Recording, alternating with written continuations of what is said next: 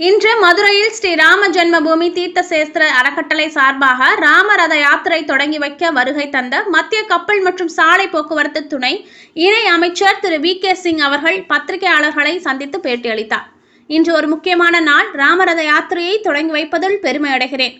நாடு முழுவதும் ராமரத யாத்திரைக்கு நல்ல வரவேற்பு உள்ளது. ரத யாத்திரை செல்லும் இடங்களில் சிறுவர்கள், பொதுமக்கள், தொழில் நடத்துபவர்கள் என அனைத்து தரப்பினரும் தங்களால் இயன்ற நிதி முன்வந்து அளிக்கின்றனர்.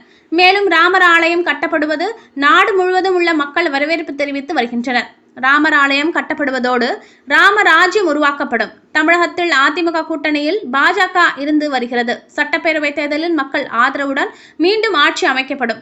தமிழகத்தில் பாஜக நல்ல வளர்ச்சி அடைந்துள்ளது. பாஜகவுக்கு மக்கள் ஆதரவு தெரிவித்து வருகின்றனர். பெட்ரோல், டீசல் விலை உயர்வு என்பது சுழற்சி முறையில் ஆனது. சர்வதேச நிலவரத்திற்கு ஏற்ப விலை நிலவரங்கள் மாறிக்கொண்டே இருக்கும். கடந்த 2011, 2014 ஆகிய ஆண்டுகளில் கேஸ் விலை 1240 இருந்தது. தற்பொழுது 750 என அளவில் உள்ளது. பெட்ரோல் விலை உயர்வு மக்களை பாதிக்காமல் இருக்க மத்திய அரசு நடவடிக்கை எடுத்து வருகிறது. இதன் ஒரு பகுதியாக பெட்ரோல், டீசல் விற்பனையில் GST வரம்புகள் கொண்டு வரப்படலாம் என்ற ஆலோசனையும் உள்ளது. மேலும் இது தொடர்பாக மாநிலங்களும் நடவடிக்கை எடுக்க வேண்டும் என்று கூறினார்.